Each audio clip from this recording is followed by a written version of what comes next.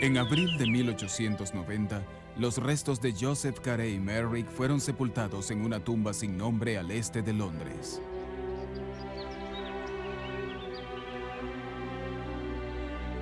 Pero Merrick no era un oscuro mendigo. Se había convertido en una de las figuras más célebres de la sociedad victoriana. Él era el hombre elefante.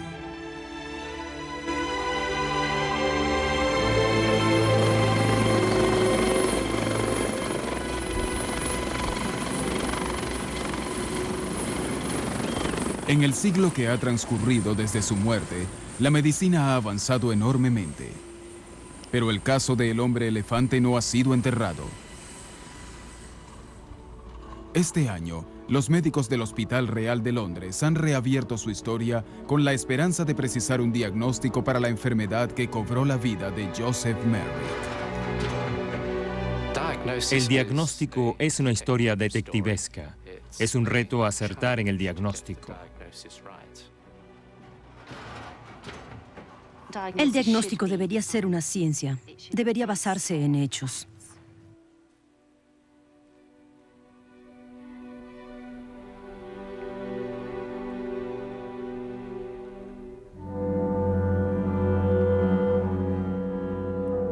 La verdadera historia de Joseph Merrick, el hombre elefante.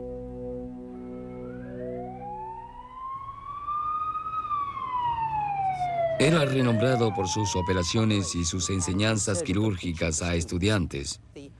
El siguiente retrato es El del paciente más profesor- famoso del Hospital de Londres fue mostrado al mundo entero por uno de sus cirujanos más famosos, Sir Frederick Treves. Pero el retrato que realmente quiero mostrarles es el de Sir Frederick Treves. Él es famoso por 3 motivos.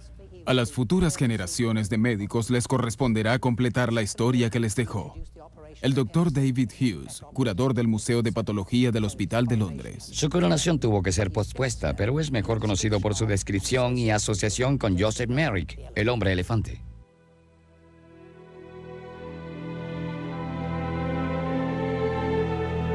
La cosa se levantó lentamente y dejó caer la cobija que cubría su cabeza y espalda. Allí estaba expuesto el espécimen más desagradable de la humanidad que jamás hubiera visto.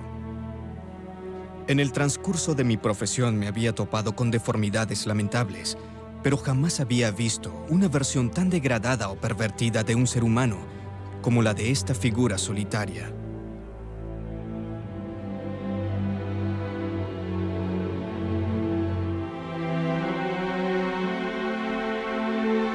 Treves escribió una versión sumamente personal y romántica de su relación con el hombre elefante, en la cual cambió el nombre de Joseph por John.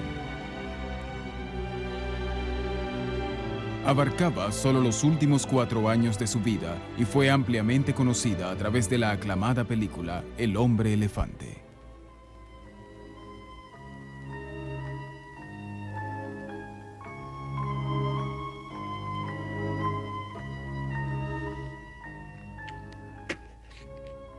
Muy bien. Ahora repite. Hola, mi nombre es John Merrick. Hola, mi nombre es John Merrick. De niño siempre me dijeron que no había conexión con el hombre elefante, debido a las semejanzas de los nombres, en particular mi primer nombre, Jonathan. Siempre me hacían bromas en la escuela. Nunca llegó a importarme demasiado porque siempre me dijeron que no tenía nada que ver con nosotros. Yo sospecho que mi abuela sabía, pero no le decía nada a nadie. El bisabuelo de John Merrick era primo de Joseph Merrick. Era un secreto que la esposa de John descubrió por casualidad. He estado investigando la historia de la familia y llegué muy atrás. Logré seguirlos hasta que se mudaron a Leicester. Entonces pregunté en la oficina de registro, donde me informaron que estábamos emparentados con el hombre elefante. En ese momento fue cuando me enteré. Cuando descubrimos que había un vínculo, nos dimos la tarea de leer sobre él. El hombre elefante, Joseph Merrick, es trágica y triste. Poco antes de conocer a Treves, Joseph había comenzado a escribir sobre su propia vida. Apenas 2 páginas donde habla de sus primeros años. Vi por primera vez la luz el 5 de agosto de 1860. Nací en la calle Lee, en Leicester. La deformidad que ahora exhibo no se notaba mucho al nacer, pero comenzó a desarrollarse cuando tenía 5 años. Fui a la escuela al igual que otros niños hasta la edad de 11 o 12 años, cuando ocurrió la desgracia más grande de mi vida, la muerte de mi madre. Que en paz descanse. Fue una buena madre conmigo. La madre de Joseph, Merrick, murió cuando él tenía 10 años y su padre se volvió a casar. La mujer con la que se casó no era muy compasiva con Joseph. No se llevaban muy bien. Junto con mi deformidad, ella fue la razón por la cual mi vida era una miseria absoluta. Se burlaba y se mofaba tanto de mí que no volvía a casa para las comidas, sino que permanecía en la calle con el estómago vacío. Creo que a los 16 se fue de su casa. Era imposible que permaneciera allí. Vendía cigarrillos y luego cosas de mercería de puerta en puerta, lo cual ha debido ser muy duro para él, porque cada vez que alguien abría la puerta y lo veía, seguramente reaccionaba de algún modo. No debe haber sido una vida muy agradable.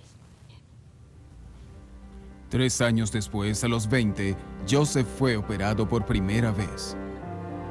Fui entonces al hospital en Leicester, donde fui sometido a una operación en el rostro, de donde me cortaron 80 u 85 gramos de carne.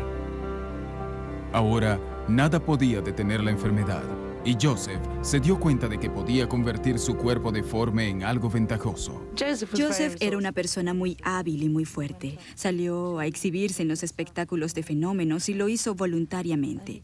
Me imagino que después de haber ido de puerta en puerta y de ver las reacciones de la gente, se había acostumbrado a ser visto y a soportar las reacciones. Era una forma de ganarse la vida y quizás la única disponible para él en ese momento. Unió sus fuerzas con las de Sam Torr, un empresario teatral local dedicado al negocio del Music Hall. Le pidió que promocionara su carrera como fenómeno y su primer compromiso fue en el Teatro Gaiety. Es un edificio que hoy en día aún está en pie en Leicester. Cuando vine aquí por primera vez, el escenario estaba allí, completo, con todo y los asientos de madera. Esta es una de las pocas partes del edificio que quedan realmente de las originales, y las habitaciones en las que estamos ahora, según tengo entendido, eran los camerinos de Joseph Merrick y la gente que se presentaba en el teatro. Joseph era la atracción estelar y se deleitaba mostrando los detalles de su deformidad. El diámetro de mi cabeza es de 92 centímetros. Hay una enorme porción de carne en la parte posterior y el rostro tiene un aspecto tal que nadie podría describirlo. La mano derecha es casi del mismo tamaño y forma que la pata delantera de un elefante. La otra mano y el brazo no son más grandes que los de una niña de 10 años, aunque están bien proporcionados. Mis pies y piernas están cubiertas de piel gruesa y grumosa, como la de un elefante, y casi del mismo color. De hecho, nadie podría creer que existiera algo así hasta haberlo visto.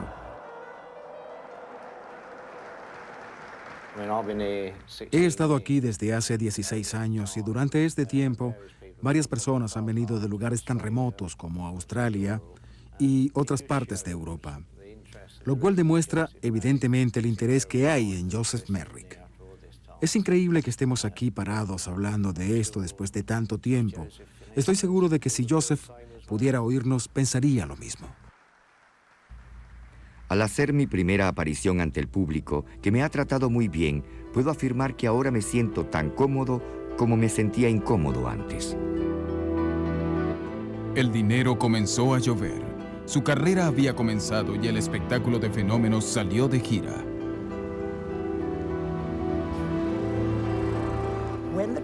Cuando el circo ambulante llegó a Leicester, Joseph fue exhibido en una tienda ubicada frente al hospital. Actualmente es una tienda de artículos hindúes que puede verse desde la entrada principal del hospital en la calle Whitechapel.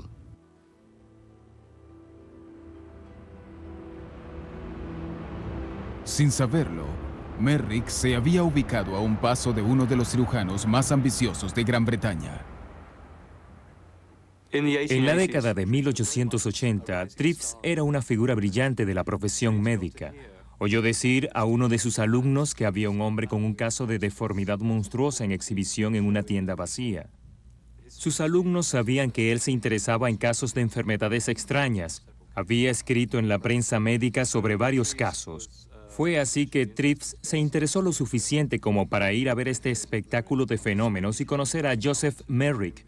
Lo convenció para que lo visitara en la Escuela de Medicina del Hospital de Londres, que está al lado de dicho hospital. La deformidad implicaba tanto al sistema cutáneo como al óseo.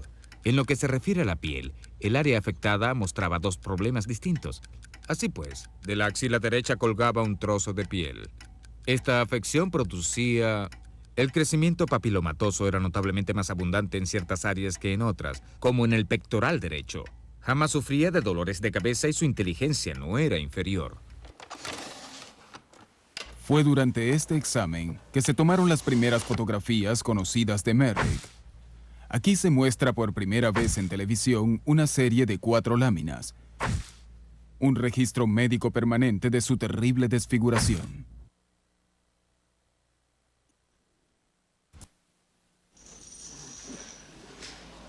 Incapaz de producir un diagnóstico, Trips convenció a Merrick para que presentara un espectáculo privado, esta vez frente a la prestigiosa Sociedad Patológica de Londres. Trips parece haber tenido una curiosidad científica genuina. Estaba ansioso por mostrar este caso tan inusual, pero algunos de sus colegas criticaban que no era apropiado mostrar a alguien que era, según ellos, esencialmente un fenómeno y no un ser humano realmente enfermo. En 1884, una ola de decencia pública comenzó a oponerse a los espectáculos de fenómenos. La policía hizo que Joseph se fuera. Viendo amenazado su sustento, Joseph viajó al extranjero en busca de un nuevo público. Casi había reunido suficiente dinero como para abandonar las giras cuando ocurrió la desgracia. Creo que era muy capaz de algún modo. Logró regresar de Bélgica cuando fue robado allí. Y dada su enfermedad y su estado, poder regresar y conseguir un pasaje sin dinero es una muestra de lo capaz que era.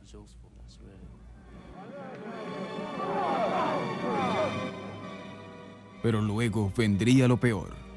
Cuando llegó a la estación de la calle Liverpool de Londres, se enfrentó a la experiencia más aterradora de su vida.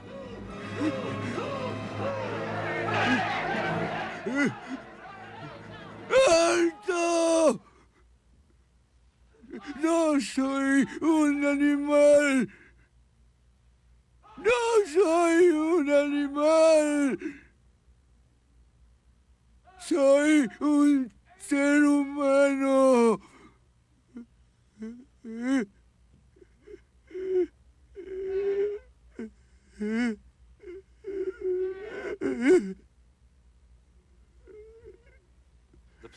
Llamaron a la policía y esta encontró la tarjeta del Dr. Trips en el bolsillo de Joseph. Entonces lo llevaron al hospital de Londres. Llamaron a Frederick Trips a su casa y arregló todo para que Joseph fuera admitido en la sala Cotton, un ala que tenía habitaciones de aislamiento que habían sido utilizadas durante los brotes de cólera en los años 1860.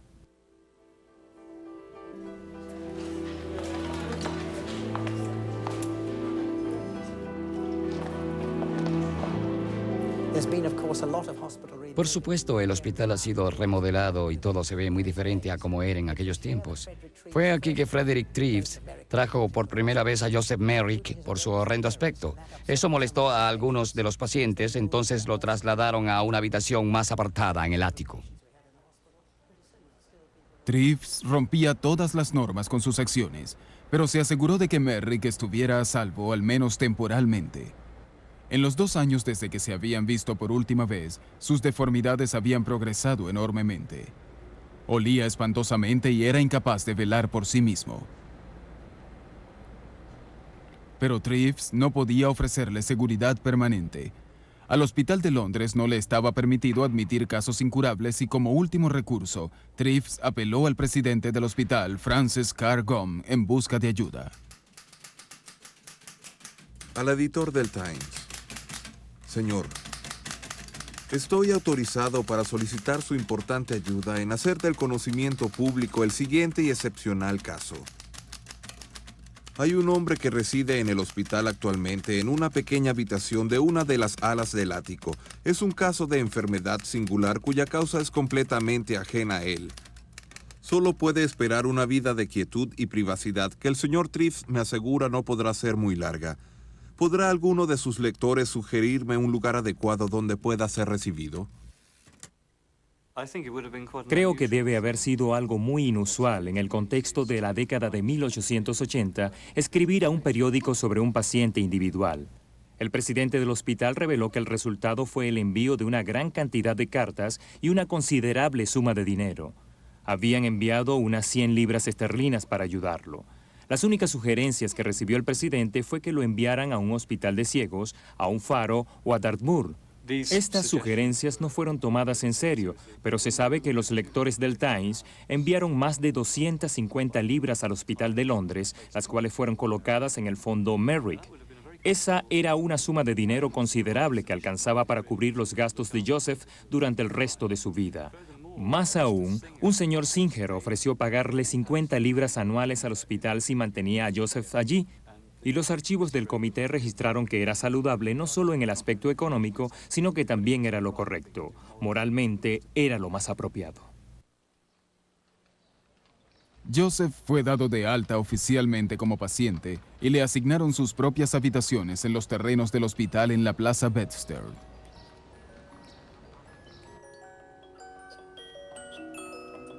Quisiera darles unas palabras de agradecimiento a todos aquellos que se manifestaron con su ayuda y compasión luego de que mi caso fuera dado a conocer por el señor Carl Gunn a través de la prensa pública. Tengo una agradable y luminosa habitación que es muy alegre gracias a unas flores, libros y fotografías. Estoy sumamente cómodo y estoy todo lo feliz que me permite mi afección.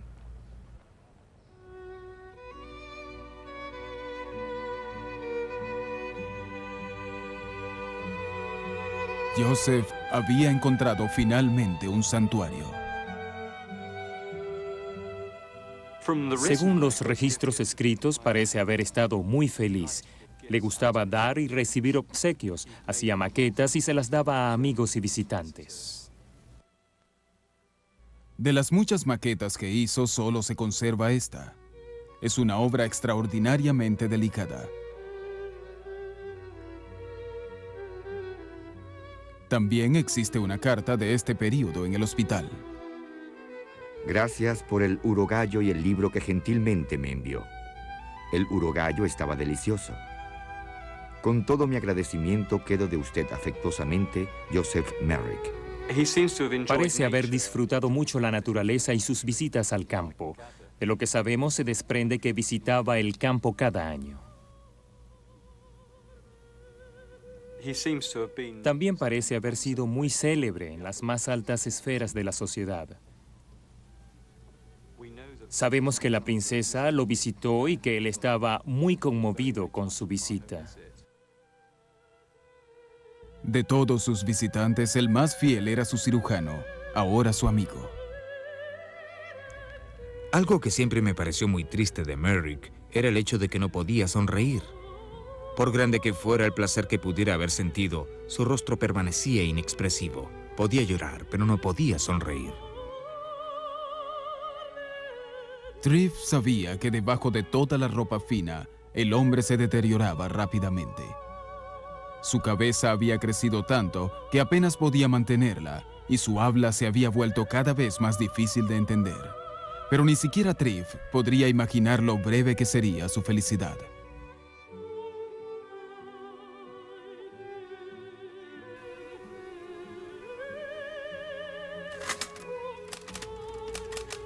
Al editor del Times.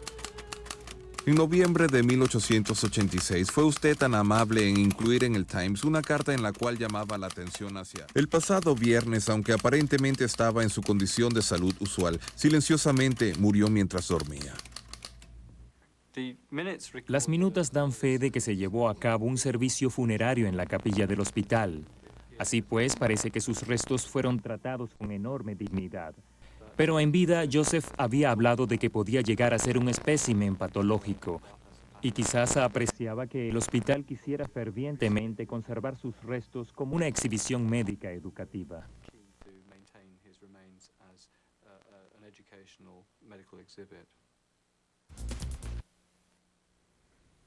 Frustrado por las limitaciones de la ciencia del siglo XIX, Frederick Trives aún no tenía idea de la causa de las horrendas deformidades de Joseph. Pero creyendo que los médicos del futuro serían capaces de decir qué era lo que le ocurría, les dejó una herencia, una serie de pistas. Unos días después de la muerte de Merrick, a un portero le dieron instrucciones de hacer moldes. El resultado fue un triunfo de maestría victoriana que reproducía fielmente los detalles de su atormentado cuerpo.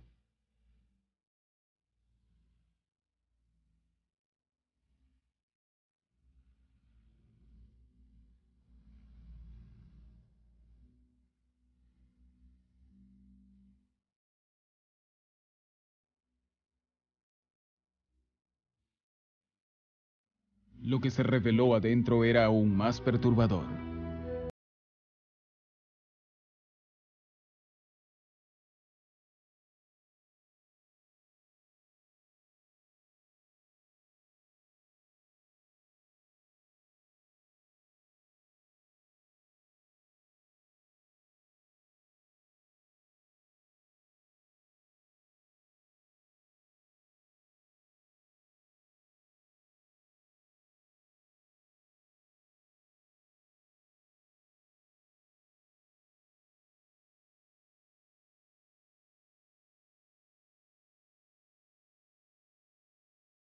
Estamos en el museo en la Escuela de Medicina del Hospital de Londres. Este museo usualmente no está abierto al público.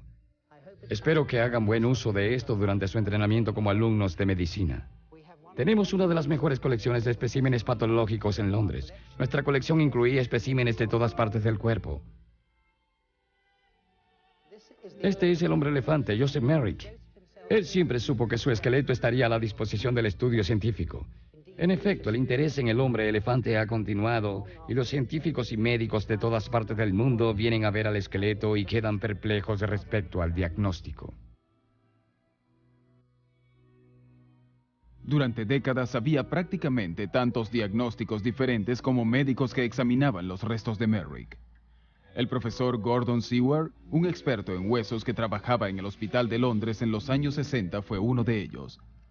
En aquella época, el diagnóstico más popular de la afección de Merrick era la neurofibromatosis, una enfermedad que puede causar anormalidades en la piel y los huesos. Seward fue el primero en poner a prueba esta teoría.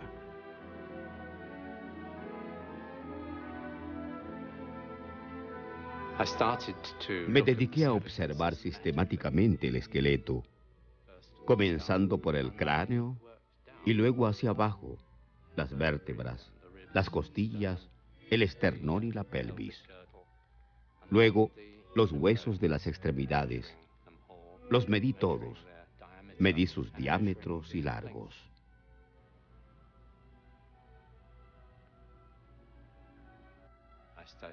Estudié la textura de los huesos, las marcas en la superficie, los diversos nódulos, en busca de pruebas que sustenten una u otra hipótesis.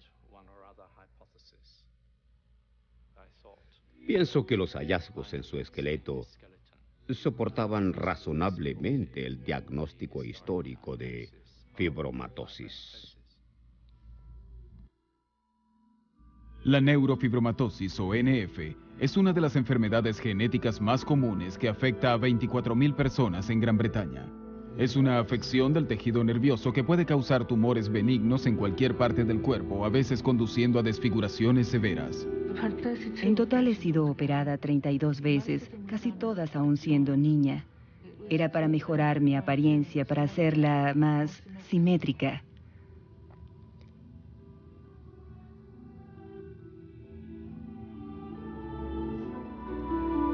Me habían dicho que tenía neurofibromatosis, que era hereditaria, que afecta o podría afectar todos los sistemas del cuerpo, y la forma en que afecta a cada quien es cuestión del azar. Yo tenía 6 meses de edad cuando fue tomada esta fotografía. En ese momento no había señal de que tuviera neurofibromatosis.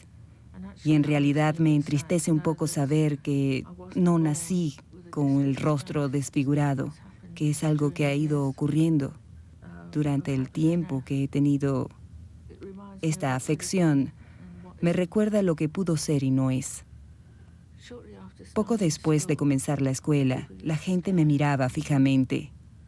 Me decían cara gorda o cara torcida, o tú no eres de aquí, vienes de otro planeta. Aun cuando es relativamente común, en 1980 poca gente en el mundo había oído hablar de neurofibromatosis. Pero cuando se estrenó El hombre elefante en Nueva York, una pequeña sociedad benéfica vio el modo de capitalizar el vínculo entre Joseph Merrick y la enfermedad a fin de ayudar a pacientes actuales. Fue una oportunidad muy emocionante. Es decir, hay que tener en cuenta que antes de la publicidad de El hombre elefante, la mayoría de la gente ni siquiera podía pronunciar neurofibromatosis. Mucho menos la había oído mencionar, así que es la oportunidad de tener la película más importante de Hollywood como un evento para recaudar fondos. Significó mucho para lo que era entonces una pequeña organización de madres y padres. Todos estaban tan ocupados organizando la premiere que nadie pensó muy bien lo que significaría. Cuando entré me di cuenta de que el teatro no estaba lleno de gente de la industria cinematográfica, sino que había una cantidad considerable de pacientes y familias con neurofibromatosis, la mayoría de los cuales eran pacientes míos. Me preocupé mucho porque sabía que la historia del hombre elefante no iba a ser muy fácil de encarar.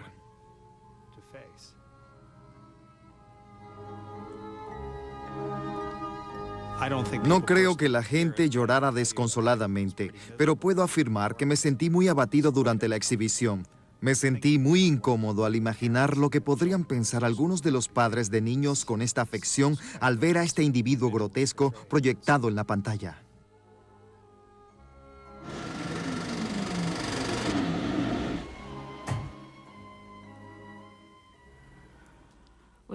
Bueno, tuve que hacer 3 intentos para llegar a ver la película completa. Los primeros 2 no pude ver más allá de la primera secuencia, debido a las burlas que tuvo que soportar.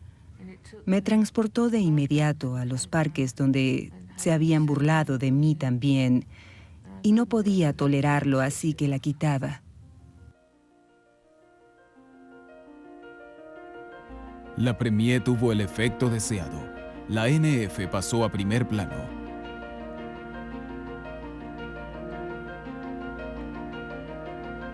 Y la pequeña sociedad benéfica norteamericana dio pasos significativos.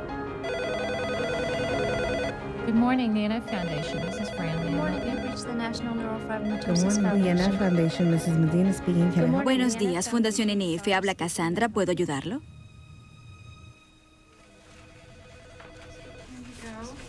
Aquí tienes. Gracias, Carol. Repentinamente ya no se susurraba sobre esta afección médica, o mejor aún, no era completamente ignorada. Estaba en las noticias, estaba impresa, y había algo positivo de ese solo hecho, que era ver el nombre fibromatosis en letra de imprenta. Eso parecía indicar que la edad de las tinieblas ya había terminado. Esto es lo que dice la carta de 1997. A medida que llovían las donaciones, se pudieron fundar programas de investigación, pero la euforia no duró mucho.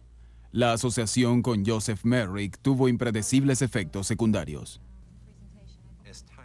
A medida que pasaba el tiempo, la gente comenzó a notar que lo que se vio en principio como una bendición resultó ser una carga emocional monstruosa. Produjo experiencias alarmantes para gente afectada por la enfermedad.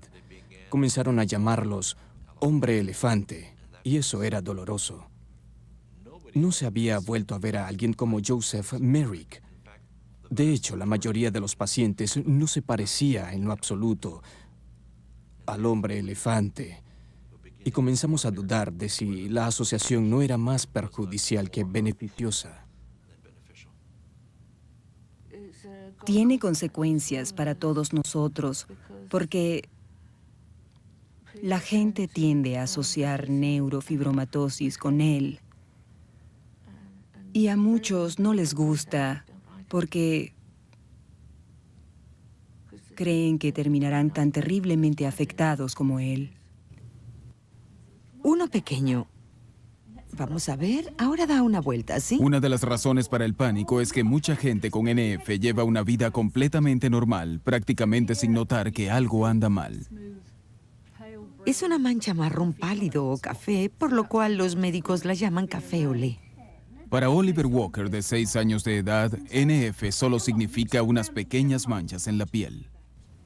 Tristemente, a la clínica aún viene gente que ha ido a la biblioteca y ha encontrado viejos libros de medicina. Y lo primero que leen es neurofibromatosis, la enfermedad que tuvo Joseph Merrick, el hombre elefante.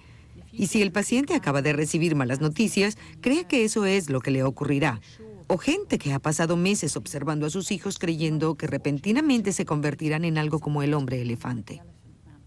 Manchas café olé muy típicas, pero esta absolutamente no tiene nada más, y excepto por eso es un niño despierto y normal, ¿no es así?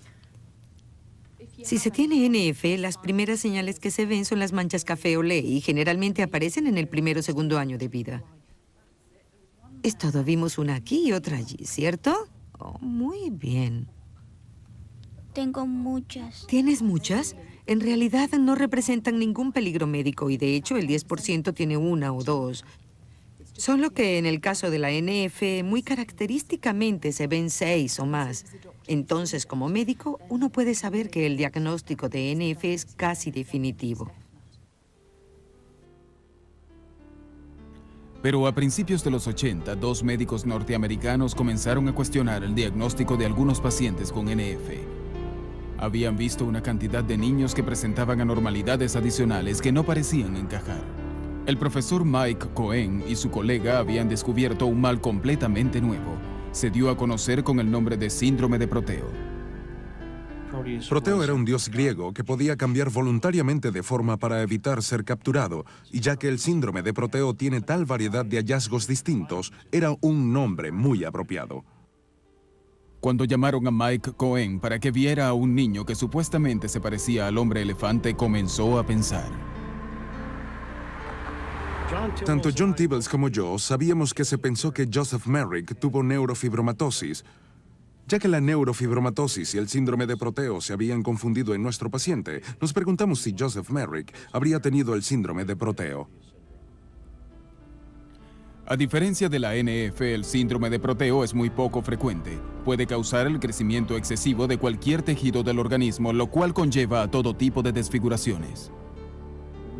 Teníamos un grupo de 12 pacientes y lo que hicimos fue tomar la información sobre Joseph Merrick y compararla con los hallazgos sobre la neurofibromatosis y el síndrome de Proteo. Y Joseph Merrick tenía más indicios de haber padecido del síndrome de Proteo y en realidad no tantos de neurofibromatosis. Cohen notó que los bultos óseos de la cabeza de Merrick no se veían en la NF, pero sí en algunos pacientes con síndrome de Proteo. Y cuando vio fotografías del pie de Merrick, notó arrugas y bultos que le parecían eran solo característicos del síndrome de Proteo. Revisando las descripciones históricas, tampoco se hacía mención de las reveladoras manchas café olé de la NF. Cohen corrió a la imprenta con la primera teoría nueva sobre el caso en 20 años.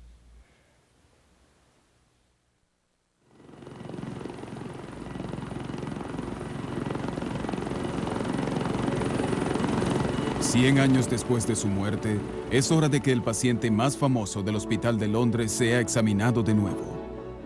Esta vez con la tecnología y los conocimientos de los 90. Joseph Merrick en realidad murió 5 años antes del descubrimiento de los rayos X, así es que no lo pueden haber sometido a rayos X. Creímos que sería interesante utilizar la nueva tecnología para observar su esqueleto. El escáner computarizado le permitirá a la radióloga Aminta Sharma ver rasgos dentro del hueso que son invisibles a simple vista. En efecto, bajamos el esqueleto un domingo y lo sometimos por completo a rayos X corrientes. Y también le hicimos tomografías computarizadas espirales que luego reconstruimos para obtener una imagen tridimensional. Lo que pretendíamos era obtener un diagnóstico desde el punto de vista radiológico y así saber si los rasgos eran como aquellos que se aprecian en los pacientes con neurofibromatosis o si se parecían más a los casos reportados de síndrome de Proteo o si más bien excluían estos diagnósticos y arrojaban un diagnóstico diferente. Mientras tanto, había surgido una fuente de pruebas potencial en el inusual escenario de la corte de Hampton. Allí trabajaban en el sombrero y la máscara de Joseph en el Centro de Conservación Textil. Jamás he visto un sombrero tan grande como el de Joseph Merrick. El simple tamaño. Me interesé en su fabricación. El sombrero estaba en muy malas condiciones y requería restauración.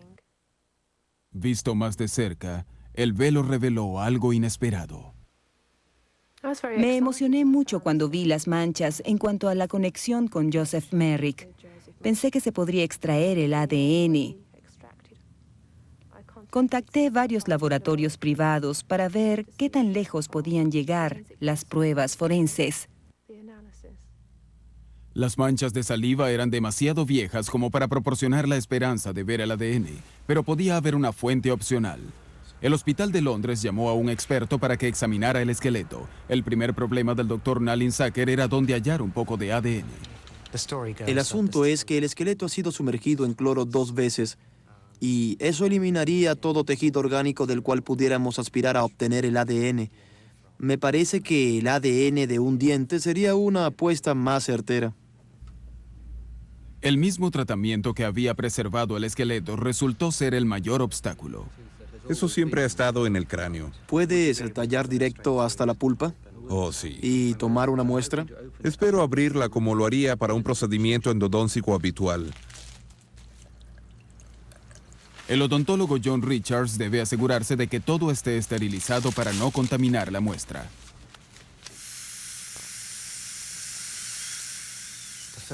Lo primero que debemos hacer es cortar un agujero en el diente, retirar el material duro del diente, es decir, el esmalte, y luego entrar en la dentina, en la pulpa del diente, donde esperamos hallar algunos restos de tejido blando que normalmente está presente en los dientes.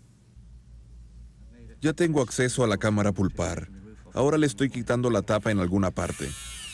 Quería recoger toda esta dentina si era posible. Podríamos volver a hacer el procedimiento. Aunque la recolección de la muestra pareció ir bien, cuando el Dr. Sacker volvió a su laboratorio no fue capaz de extraer ADN de la muestra. Tiene planes de hacer otro intento. Debería haber otra fuente de ADN. Frederick Trives tuvo la visión de preservar muestras de piel cuando murió Joseph. Hubieran podido proporcionar todas las respuestas, pero lamentablemente quedaron destruidas cuando el bombardeo. Pero aún queda una pista más del legado de Trives.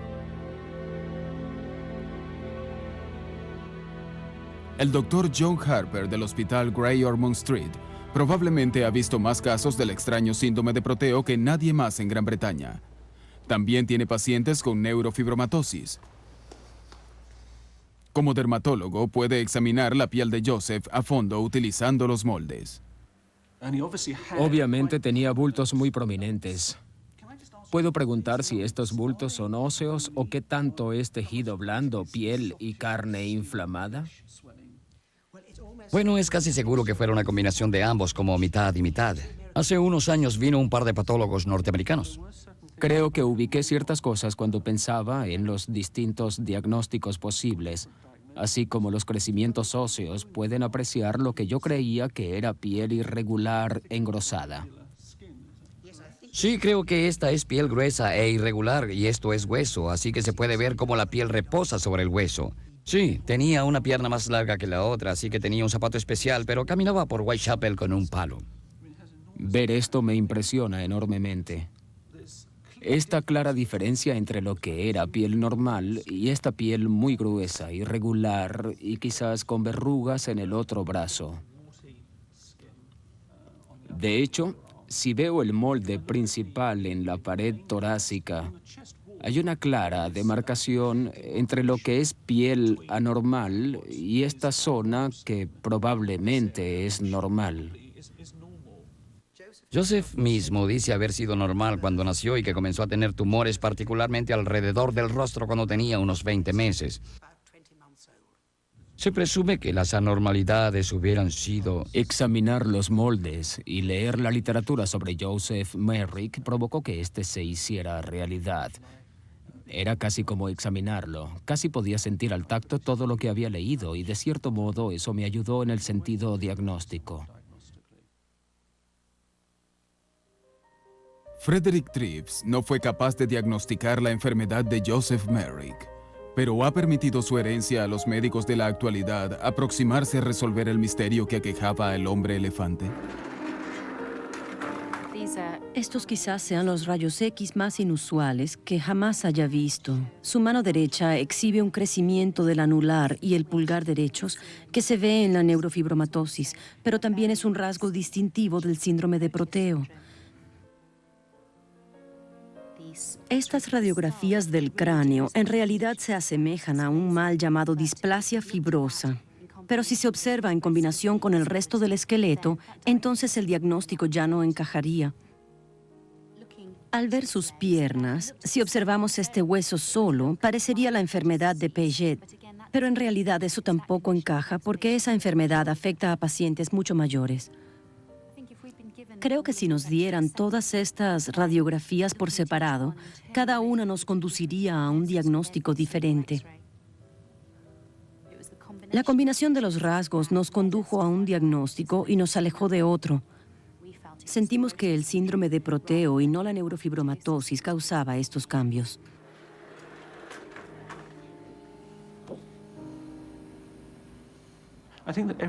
Creo que todos los que han examinado a Joseph Merrick han dado su mejor opinión en un momento dado. Y en esta etapa creo que la probabilidad más elevada es la del síndrome de Proteo. Incluso es posible que el diagnóstico se perfeccione aún más en el futuro. Tiene rasgos que solo le pertenecen a él. Y aún son un reto para un diagnóstico definitivo. Quiero decir, quizás haya que definirlo por separado, quizás tenga la enfermedad de Merrick.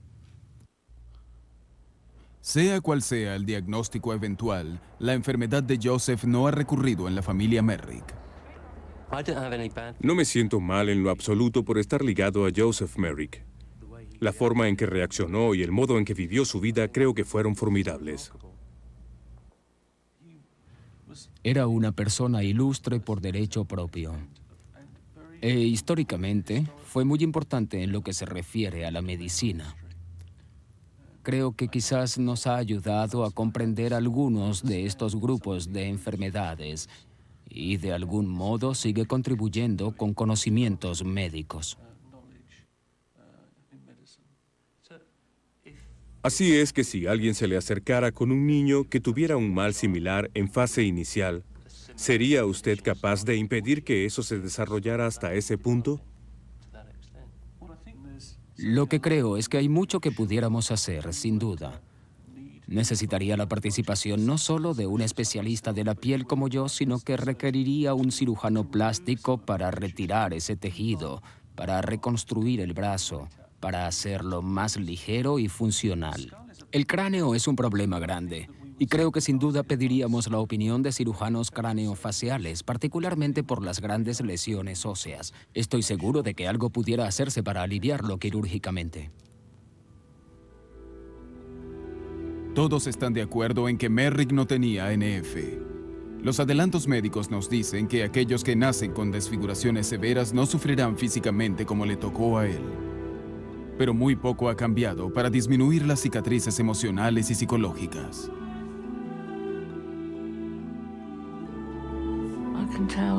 Puedo saber por la mirada de la gente si seré aceptada o rechazada. Siento que los rostros son muy importantes porque es lo primero que ve la gente.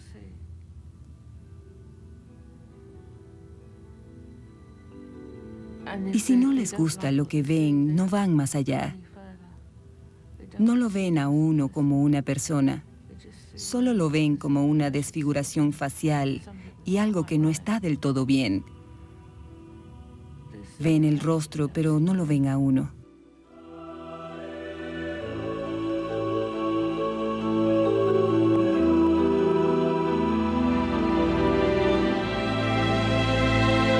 Joseph Merrick finalizó su autobiografía con estas palabras.